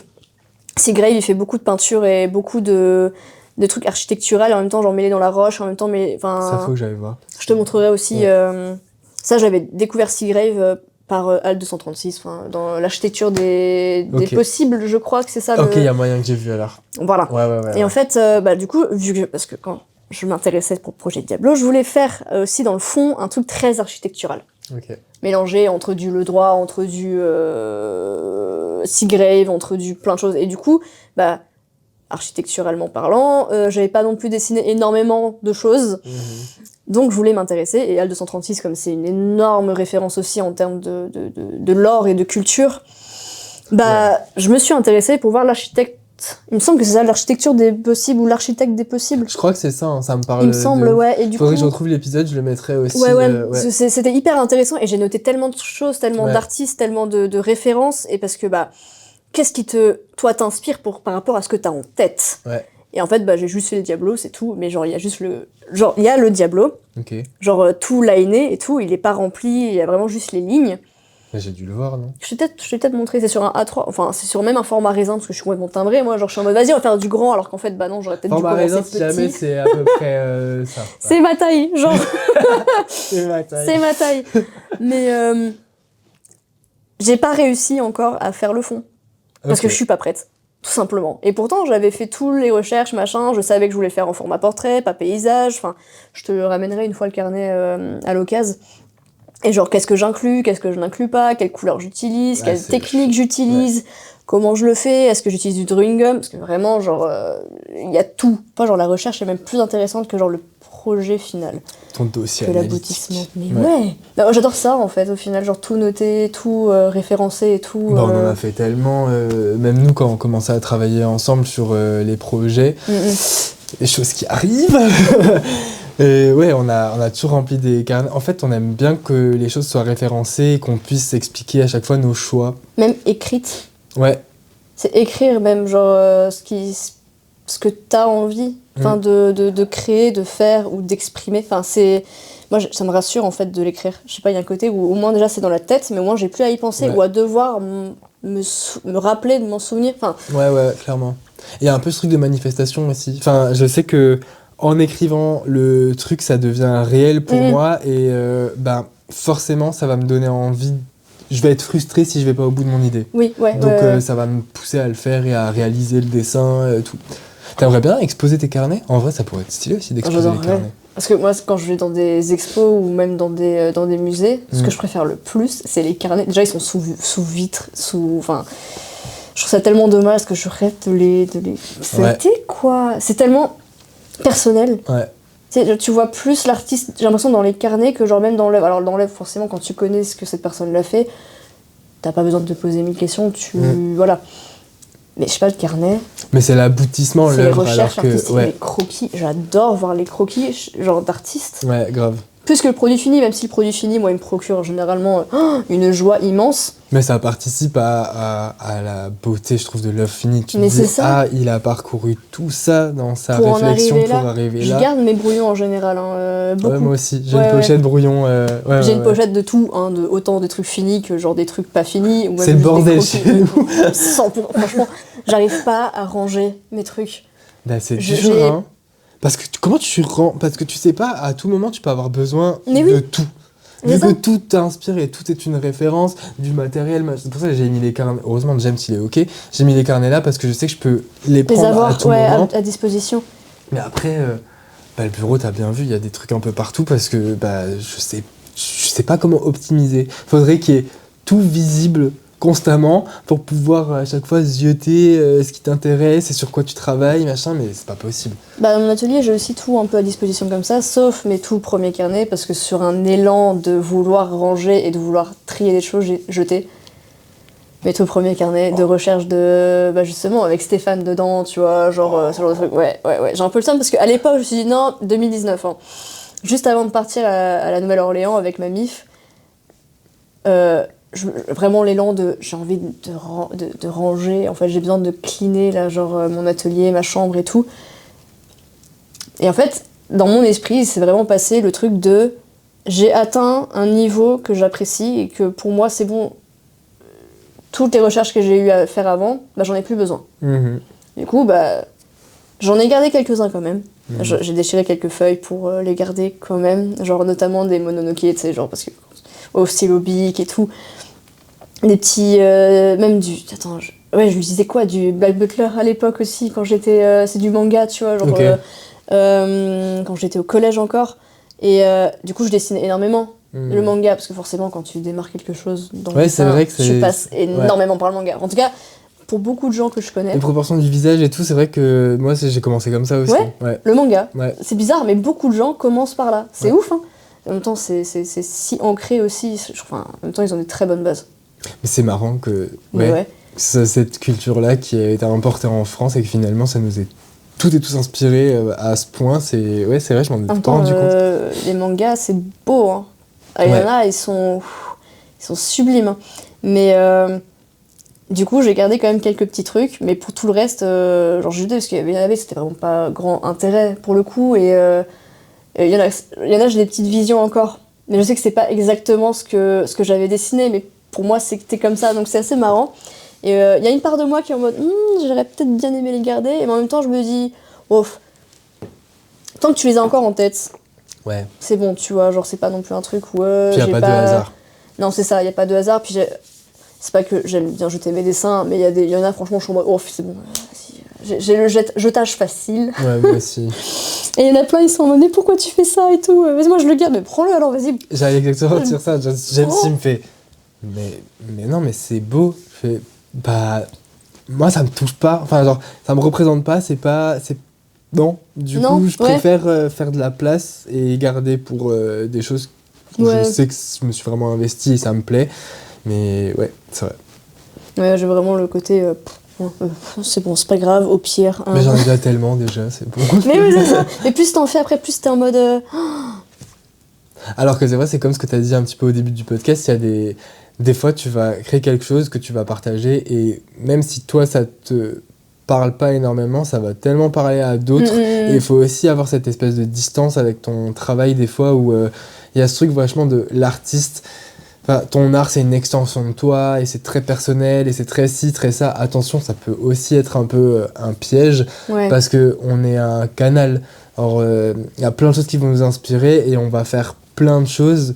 Il y a des choses qui vont plus nous parler que d'autres, mais ça vient quand même de nous. Ça a quand même été infusé en nous. Ça a quand même, ça parle quand même d'une partie de nous quelque part. Et il faut pas en avoir honte non plus. 100%. Faut vraiment voir la palette de tout. Des fois même, il y a des artistes qui disent la toile ou l'œuvre qui a le plus percé, c'est pas celle que je préfère. Donc laissez-vous. Faut être un peu plus laxiste. Ouais. Parce que sinon tu peux vachement être dans une relation toxique à l'art, je trouve. Bah à l'époque, quand j'ai commencé Instagram, c'était quoi, 2013 hein, genre c'était bon, mon main, donc mon compte professionnel, c'était vraiment celui qui était aussi le personnel à l'époque, avant que je fasse un petit tri, que je décide enfin de séparer mon activité professionnelle avec ma vie personnelle aussi, parce que ça c'est hyper important pour moi en tout cas, genre de séparer les deux. Faut pas trop mélanger, à mon sens, parce que bon, c'est jamais sur qui les gens peuvent tomber aussi, donc je suis très dans l'idée de vivre heureux, faut vivre caché. Faut se préserver un petit peu, faut pas non plus trop se mettre en avant, parce que les gens, quand ils voient ce que tu fais, ils vont pas forcément tout de suite vouloir savoir d'abord qui tu es, c'est d'abord voir ce que toi tu fais. Enfin, après, c'est ma manière à moi de penser, mais genre, à l'époque, je postais tout ce que je faisais en termes d'art. Tu vois, genre, j'avais aucun feed, parce que c'était plus facile aussi à l'époque. Avant qu'il y ait tout ce côté algorithme qui, en fait... Waouh, ouais. C'est très anxiogène pour le coup. Et ne parlons pas des nouvelles... méta, bref. Catastrophique. Mais vu que tout était chronologique, et en plus, genre, t'avais vraiment genre, tes potes, tu vois, genre, tout le monde postait tout et n'importe quoi. Genre, s'ils avaient posté genre, une photo du ciel mal cadrée, les gens le faisaient, ils en avaient rien à faire. Ouf, non, mais c'est ça, et j'aimais bien ce côté, genre, tu sais, nonchalant de Instagram, c'était un peu genre le nouveau Facebook. Enfin, il y avait ce côté très. Sur l'instant. C'est ça. C'est pas calculé. Genre, je prends un café avec mes potes, vas-y, je prends en photo le café. Ouais. Et avec 1000 filtres dessus, tu vois, et hop, c'est bon, et je mets même pas un petit smiley, il y avait même pas encore les messages à cette époque-là, tu vois, enfin, genre 2013. Il y avait pas les stories et tout. Non, il y avait rien. Donc, ouais, c'est vrai. Oui. Et moi, j'aimais bien justement ce côté authentique, tu vois, genre de la chose, et puis, enfin, c'était naturel. On cherchait pas à devoir absolument, ah non, mais la photo elle est pas bien, du coup je peux pas la poster. Non, en fait, il y en a marre aussi de ce côté genre un peu faux. Tu vois, de la chose, genre du coup, même indirectement, moi ça m'impacte aussi. Genre, c'est comme si j'avais besoin de montrer un truc parfait directement, alors qu'avant, genre, je pouvais mettre une photo d'un croquis qui est en train de se faire, tout le monde était là en mode waouh, trop bien, 300 j'aime.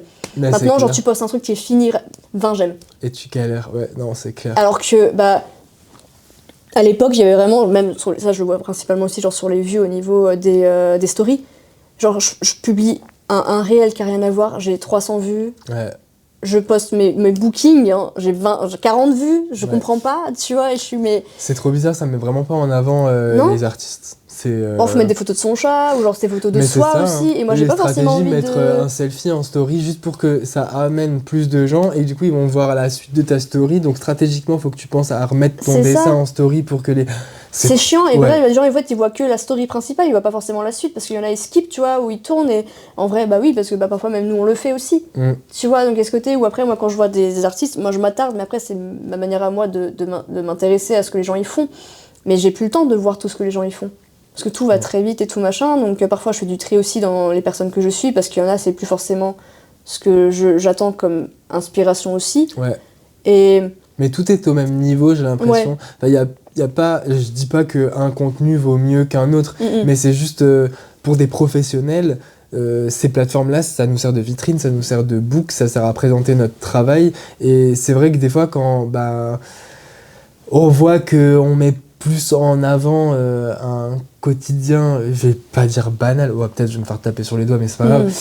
Mais j'aimerais bien qu'il y ait une plateforme qui soit vraiment dédiée aux artistes et qui nous permette de partager notre travail en étant visible, en ayant vraiment un algorithme qui participe à ça.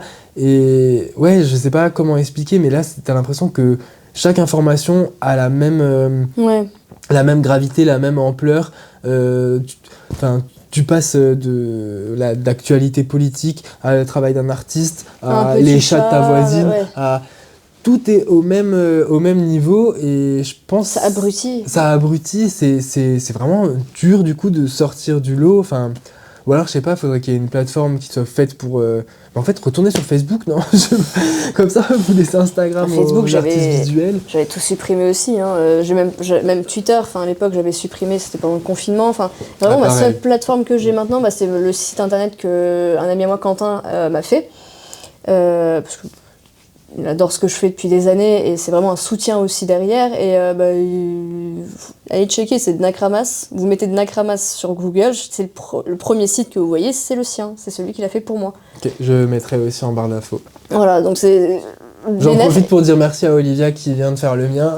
Non, il faut donner crédit à ceux qui le méritent, tu vois.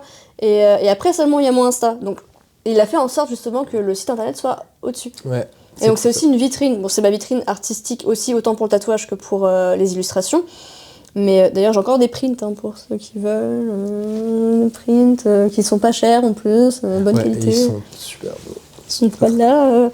Je veux liquider les stocks, donc faites-vous plaisir. Là, je vais faire, je pense aussi une petite annonce pour des petits rabais en mode les gars, faites-vous plaisir. Donc, non, j'ai l'impression aussi qu'à l'époque j'avais beaucoup plus de clients. Bon, il y a le facteur début, donc pas cher, donc tatouage accessible et tout, machin. Alors que maintenant que j'ai une qualité et que je peux proposer justement des tatouages qui, visuellement, sans me vanter évidemment, mais ont enfin... Vente. Non, mais ont une qualité que j'espérais atteindre, tu vois, et maintenant, c'est galère. Ouais. Alors que justement, j'en ai rattrapé, j'ai fait des covers, mais plus limite que des tatouages genre frais sur des gens. Mais parce que faut réfléchir à son artiste, faut réfléchir, chacun a son parcours de choix de tatouage évidemment, mais j'avais plus de clients à l'époque, quoi. Comment tu l'expliques ça? Déjà, l'algorithme Instagram qui baisse tout le truc. Mais aussi les gens, non? Ouais. Enfin, ils sont plus en recherche de forcément qualité, ils veulent juste... Ils veulent l'avoir tout de suite, tout maintenant, parce que c'est aussi notre société qui veut que, on voit un truc, on le veut maintenant, c'est ça, et puis tout va tellement vite. Quitte à ce que la qualité ne suive pas. C'est ça. Ouais, de ouf. J'ai un client, là, que je vais tatouer d'ici le mois prochain, qui, en fait, son frère, je l'ai tatoué plein de fois, et en fait, il voulait tellement avoir tout de suite un projet... qu'il allait voir la mauvaise personne, et en fait faut imaginer que l'image qu'il voulait, c'est une sorte de... Je vais pas le décrire, mais en fait sur l'image de base c'est comme s'il avait été compressé. Ah ouais. Voilà, donc en fait il a le seum, et du coup c'est qui va le rattraper? Tu m'étonnes que t'as le seum. C'est moi. Putain. Et j'ai les nerfs pour lui, parce que du coup au lieu d'attendre que juste en fait lui il a de thune aussi par rapport à ce que moi bien sûr je demande, et que moi j'ai de la disponibilité. Et c'est pas comme si j'en ai pas, mais j'en ai plein de la disponibilité. Voilà. c'est con, mais c'est... Mais en plus, au niveau du tarif et tout, on parle pas de prix exorbitant, Bah on non, parle juste c'est de accessible. Et je suis... bien rémunérer l'artiste qui travaille et le matériel qu'il va utiliser pour C'est ça. vous tatouer. Puis je suis très chill aussi par rapport à ça. Genre si tu veux payer en plusieurs fois, on paye en plusieurs fois. Je suis vraiment pas chiante à ce niveau-là parce que bah ça a un coût. Oui, un tatouage ça coûte cher. Mais si genre t'as du mal, parce que genre sinon tu vas finir par manger que des pâtes à la fin du mois, c'est pas le but non plus. Donc on peut toujours s'arranger, on peut le faire en plusieurs séances, tu peux payer en plusieurs séances, c'est ok.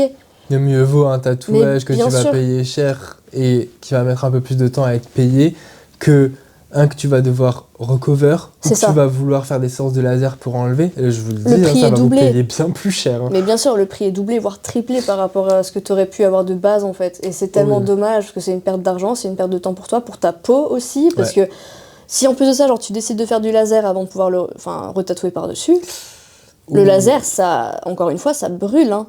Genre pour en avoir fait. T'as fait ? J'en ai fait. Ah ouais ? Ouais, sur ma jambe et sur le bras, parce que j'enlève des tatouages qu'une personne m'a fait que je ne veux plus avoir sur moi. Et, je savais pas. Si. Et en fait, pour l'instant, j'ai qu'une séance, hein, mais parce que ça coûte cher, déjà. Et bah, en fait, la cicatrisation, elle est dure. Parce que en fait, il faut que tu aies toujours de la crème et des bandages pendant 2 semaines. On t'enlève l'épiderme, en fait, non ? Enfin, on te crame... Non, en fait, on te crame le pigment. Oh putain. Et du coup, genre, vu que c'est du laser, ça crame la peau, tu peux avoir des cloques après et tout machin, donc c'est pas rien. Donc, genre, même le process après pour te faire tatouer, déjà, tu peux pas te baigner pendant. C'est comme le tatouage, tu peux pas te baigner 1 mois après. Ok. Normal. Et en tout cas, le mois qui suit. Hein. Et pas de soleil, donc c'est mieux de le faire en hiver. C'est exactement le même process que pour le tatouage, c'est juste que, genre, ta peau, elle est beaucoup plus sensible après. Ouais, bah ouais, tu m'étonnes. Donc, si après, genre, tu veux tatouer par-dessus, assure-toi que, genre, ce que tu vas te faire par-dessus, ce n'est pas la même qualité que t'as enlevé. Ah ouais. Donc, sinon, tu te coupes le bras, au bout d'un moment, c'est bon. Ou alors, faut faire un bon cover. Enfin, comme dit, j'ai fait des bons covers aussi. En tout cas, mon maximum, c'est pouvoir enlever ce que t'as en dessous. Mais parfois, il y en a, t'as pas le choix que de passer par la case laser. Sinon, genre, tu fais du fou noir par-dessus, en fait. C'est ce que... Exactement, voilà. Tu vois, donc... Moi, j'ai dû faire ça. J'adore ce qu'elle fait. Mais c'est très très beau, c'est magnifique, Lindsay. Merci si tu passes par là. Non, incroyable.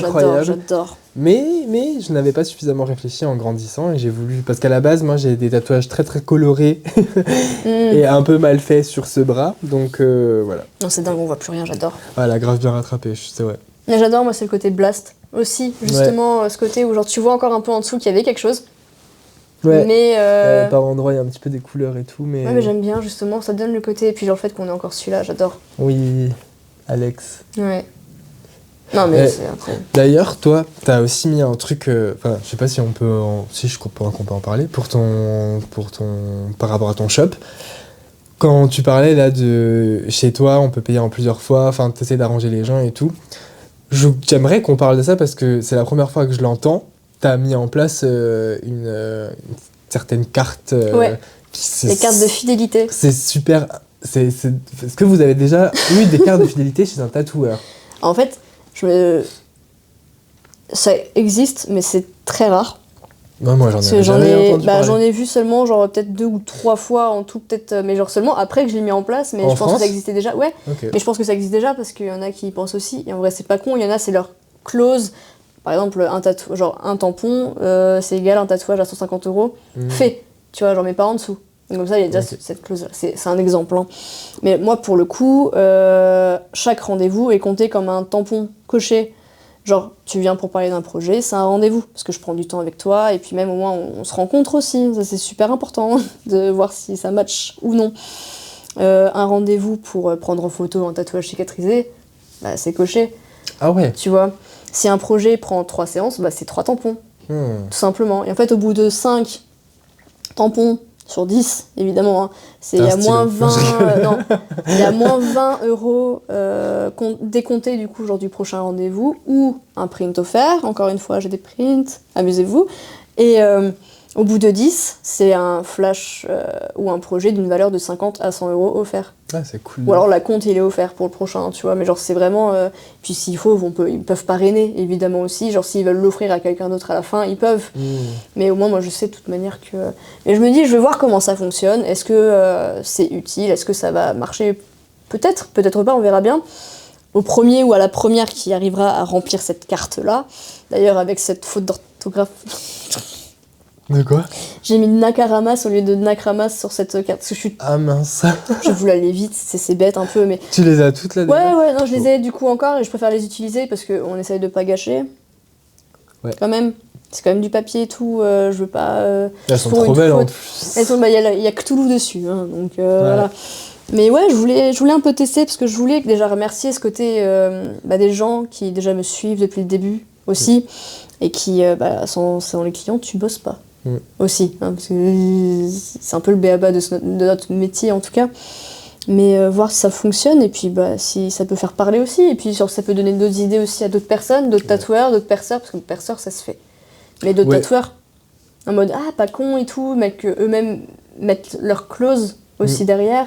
Et puis que ça puisse apporter peut-être même des nouveaux clients. Enfin, faut tester. De toute façon, aujourd'hui, le marketing, vu que c'est biaisé avec Instagram, faut bien essayer des nouvelles techniques. Ouais, c'est clair.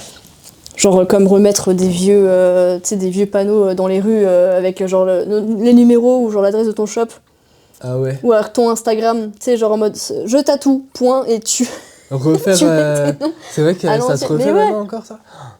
Bah ouais, mais en soi... Mais en vrai, oui, c'est même le bouche à oreille, c'est ce qui fonctionne le mieux de toute manière, c'est ce qui a toujours fonctionné. Oui. Donc, c'est vrai qu'il est... C'est une idée. Comme dit, j'en ai parlé avec mon pote qui m'a aidé à me déclarer et tout, qui s'appelle Paul. Salut Paul. Parce qu'il a fait du marketing aussi, il a fait des études là-dedans, j'en ai parlé avec lui, il a fait ok alors. Viens, on se pose, on en parle, je te donne moi mes idées. Je fais mais ouais, pas bête et tout. Donc ça a été réfléchi.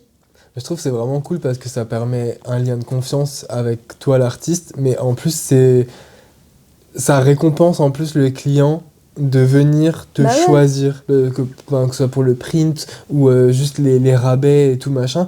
C'est vraiment, tu vois, je suis juste avec toi. Plus tu me fais confiance et plus tu viens me voir et plus tu vas avoir de goodies, de cadeaux, de choses comme ça. Enfin, dans tout commerce, je trouve que ça devrait fonctionner comme ça parce qu'effectivement, si on te choisit, c'est que... Faut qu'il y ait une relation humaine. Ouais, il y a une relation, tu vois, c'est ça. Genre, viens, on prend un café, on prend un petit thé, on discute tranquille. Genre, le rapport que j'ai avec mes clients et mes clientes, c'est le même partout. Ouais. Après, forcément, il y a les copines plus, il y a les copains plus, tu vois, mais je me comporte exactement de la même manière que pour être n'importe qui, que je respecte, parce que, oui, tu me fais confiance, donc je te fais confiance aussi, c'est donnant-donnant, et puis c'est hyper important. Ouais. Tu ancres quelqu'un à vie, cette personne-là va se faire ancrer à vie par toi. Tu ne peux pas laisser une mauvaise image de toi. Ouais. Enfin, c'est le béaba. Sinon, laser. Voilà. Sinon, laser. Donc choisissez bien, hein, même votre entourage de base, hein, parce que parfois on peut avoir des petites surprises. Est-ce qu'il y a d'autres choses que tu aimerais partager, que ce soit par rapport à tes pratiques artistiques, que ce soit par rapport à ton actualité, par rapport à des choses qui vont arriver, n'importe. Des choses qui vont arriver, on est en train de travailler sur un projet très très stylé, on en parlera plus tard. J'ai tellement hâte. Oui, en plus c'est marrant parce que les gens ils savent pas, mais dans ce que tu as dit, il y a eu des petits indices de différents moments. J'ai kiffé. Bien sûr, toujours. Mais ça arrivera. Non, parce que s'il y a des conseils pour ceux qui dessinent et ceux qui veulent foncer dans un projet, faut pas avoir peur de se lancer, parce que plus t'as peur, plus tu t'auto-sabotes en fait au final derrière. Donc faut pas avoir peur et plus t'attires ce qui va mal se passer. C'est ça, puis il faut poser des questions, faut pas hésiter aussi, et je sais pas, genre c'est parce que j'ai une amie qui elle aussi me filme pour un documentaire. Emma, si tu passes par là. That's nice. Emma Chevalier, qui fait de la... Ah mais oui, tu m'avais dit. Voilà. Ouais, trop bien. Qui prépare un documentaire sur si je me souviens bien, le thème c'est est-ce qu'on est trop jeune ou trop vieux pour être célèbre, ou en tout cas pour être reconnu comme étant artiste. où est la limite ? Ok. Est-ce qu'il faut crever pour être enfin respecté dans notre domaine, ou est-ce que on arrivera à être reconnu de notre vivant ? C'est un sujet tellement intéressant, et du coup, bah en fait... Il y a beaucoup de paramètres à prendre en compte. C'est ça. Parce qu'on n'est pas toutes et tous égaux sur ce genre de... Ouais. La plupart des artistes, en général, sont connus par leur décès. Ouais. Et c'est tellement triste, enfin, je veux dire... Les gens s'intéressent à toi de toute façon que quand t'es mort, bizarrement, tu sais, genre, c'est glauque un peu. Là, ouais, il y a beaucoup de ça. Mais c'est un peu vrai, enfin, de ce que j'ai remarqué, j'ai Il l'impression y a vraiment... ça où les gens, ils vont te donner du crédit quand quelqu'un qu'ils estiment vous auront donné de la visibilité. Ouais. Comme si eux, par eux-mêmes, ils sont pas capables de sentir que vous valez quelque chose. Il faut forcément qu'il y ait une autorité Ou une validation. ou une validation avant qu'on puisse vous suivre et tout. Enfin, c'est vraiment... C'est un peu comme la mode ou quoi. C'est Ouais. y a le truc claquettes chaussettes ou banane ou les crocs, je sais pas trop quoi. Tout le monde disait que c'était éclaté au sol jusqu'à ce que Justin Bieber en vende ou que machin en porte. Et puis d'un coup, c'est devenu trop stylé. Ouais. Bah, essayez de penser par vous-même et soyez éclectique, allez découvrir plein de choses, renseignez-vous sur des sujets que vous connaissiez pas forcément à l'avance, intéressez-vous aux artistes aussi, ouais, c'est ça. Il y a vraiment, pour le coup, à l'heure actuelle, il y a une quantité astronomique d'artistes, il y a forcément des gens qui vont vous parler, qui vont vous toucher, il faut juste que on arrête d'attendre que ce soit l'algorithme qui vous mette tout dans la main. Il y a un petit travail de recherche. Mais ça, comme à c'est comme l'époque. tout. À l'époque, genre, on allait Ah ouais. dans les bibliothèques, on allait se renseigner parce que bah, genre, c'était des bouquins, c'était On pas parle genre... comme ça, t'as vu. Non mais pardon. On est vieux, je suis désolée, on est né avant Internet quand même, enfin je veux dire, Ya. on est né avant Google. Hein. Donc, ouais mais on devait se renseigner nous, tu vois, genre... Ah mais complètement. à base de bandes dessinées, de livres, de romans aussi, de romans graphiques. Berserk, on n'a pas parlé de Kentaro Miura, mais ça aussi fait partie forcément d'une source De ouf. artistique et d'inspiration. Mais ouais, les bouquins, c'est pour ça que moi j'adore quand on m'offre des choses ou quand on veut m'offrir des choses, c'est les gars, il n'y a pas 36 000 choix. Bah, c'est vrai que même dans le début de ton discours, c'est que tu disais, quand on parlait de tes références, bah ça a été les livres, ouais. ça a été... voire même les jeux vidéo, mais c'est vrai que t'as pas parlé de Internet. Ça n'a pas été Ah non. Pinterest, ça n'a pas été Instagram, vu que ça n'existait pas. Donc, Même YouTube fait plus partie peut-être d'une source. Ouais. Genre Alt236, encore une fois, ça fait partie, Ouais. mais genre c'est... Enfin, mais ouais, Internet ne fait pas forcément partie de ma base de recherche. Ouais, je suis d'accord. Parce que moi, c'est les... Je cherche le nom depuis avant. Les artbooks. Ouais. Je ne jure que par ça. Enfin, j'ai quasiment que ça chez moi, dans mon atelier. C'est que j'ai que ça, des artbooks. En plus, c'est beau, tu vois vraiment l'objet fini où t'as... Je sais pas, il y a ce truc... Ils ont réfléchi à comment, dans un objet, mettre le mieux en valeur des planches de dessin. C'est comme Berserk, tu me parlais de ça. Les planches, elles sont oufissimes. Et tu vois ça, t'as envie après de dessiner toi aussi. Tu te dis, mais est-ce que je vais réussir à rendre quelque chose aussi... Enfin, il arrive à retranscrire du mouvement, c'est dingue, c'est vraiment super inspirant. Non, c'est trop fort. C'est beaucoup trop fort. Mais ouais, parce qu'au moins, si Internet devait cracher du jour au lendemain, j'aurais encore tout en physique. C'est pas faux. Voilà. Et j'aime trop le physique, en fait. J'aime trop feuilleter des choses et au moins j'ai ma référence sous les yeux, je sais qu'elle est là, je sais que j'ai pas besoin de chercher sur Internet précisément ce que j'ai en tête. Ouais. Alors que un nom peut échapper, dans le sens... ah, tu penses à un artiste, mais tu sais plus comment il s'appelle, mais tu sais que tu as le bouquin chez toi. Ouais. Enfin, pareil, après, le cinéma fait énormément partie aussi de cette inspiration-là. Ça, John Carpenter, salut. Non, salut. Hein. Oh, j'adore ce qu'il fait. Mais tout ce qui est création de monde, d'univers parallèles, des choses qui est vraiment né dans l'imaginaire des gens et ils ont réussi à le codifier de façon à ce que y ait un sens, il y a une histoire, il y a des créatures qui prennent vie et tout, c'est tellement... c'est trop inspirant. Ouais. Et puis les potes, hein. Puis les autres artistes qui font du dot, genre il y a Bilal... Faut pas que je me trompe, je crois que c'est Bilal Kabal, ou Bilal Kabal, il fait que, genre c'est du Gustave Doré quasiment, enfin. Ok. La gravure comme on n'a jamais vu, Colin Estrada, celui qui a fait le Linktober, ouais. Lui c'est très dans le dot aussi. Ça c'est fou. Hein. Oh j'adore, c'est magnifique. Et puis il y a I Just Draw, Ça, je connais pas. Lui aussi, c'est que du fusain quasiment. Enfin, c'est Ah ouais. sublimissime. Ah non, mais il y en a... Enfin, si je pouvais tous les nommer, je voudrais, c'est limite qu'ils aient une pierre avec tous leurs noms dessus. Enfin, ils mettent leur pierre à l'édifice par rapport à l'art d'aujourd'hui. Et en tout cas, dans l'univers qui t'aspire, évidemment, hein, parce qu'il n'y a pas tout le monde qui va aimer le fantastique, le gore, ou l'abstrait, ou Oui, là, on le parle sombre. de nous, hein, mais vous n'êtes pas obligé de suivre ces références-là. Hein. Il y en a plein. Junji Ito aussi. Oui. Oui. Ouais. Voilà. Bah avant, Ah, quand tu parlais art aussi lié à la psychologie et tout, retranscrite de niveau graphiquement, ouais. Incroyable. Je vois la veste que Victor a fait aussi par rapport à une des planches, incroyable. Non, c'est vrai. Ouais, Junji Ito, c'est vrai que...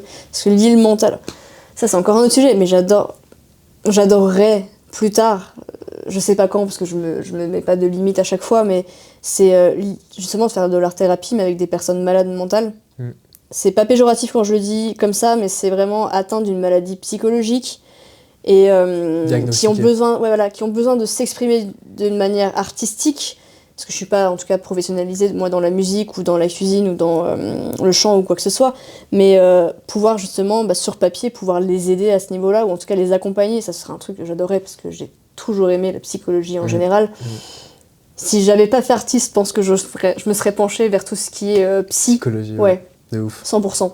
Mais parce que l'art nous a aidés à nous comprendre nous-mêmes. Mais bien sûr. Donc ouais, de ouf. Donc, mais ça, j'aimerais bien peut-être plus tard, ça reste dans mon crâne quelque part pour que, une fois que peut-être je voudrais faire une pause dans le tatouage ou quoi que ce soit, ce sera, je pense, ma ligne directrice. C'est marrant parce que je l'ai noté dans mon carnet la semaine dernière. J'ai dit création d'atelier.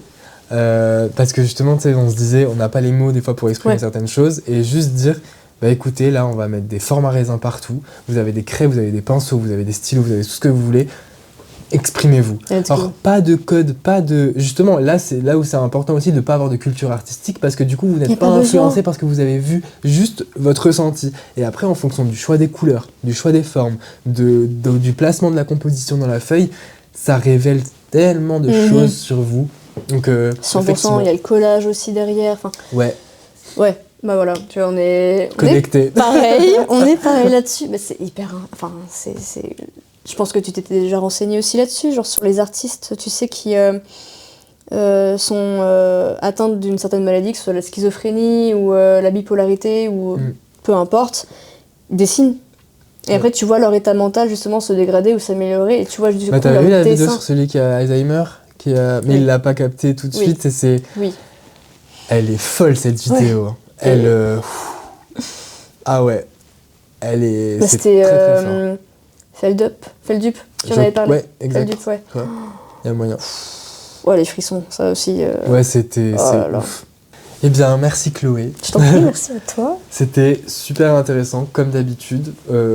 D'ici le montage, on va se reparler, voir un petit peu toutes les références qu'on a données pour que je fasse la liste dans la description. Et puis je t'enverrai. Ouais, je t'enverrai tout avec ça. plaisir. De toute façon, on se reverra parce que, comme dit, vous serez tenus au courant de d'autres choses qui avancent petit à petit. Grave. En attendant la prochaine fois, je vous souhaite de prendre soin de vous, de prendre soin des autres et surtout de prendre soin de votre monde intérieur. Bye bye. Ouais. Sous ma peau.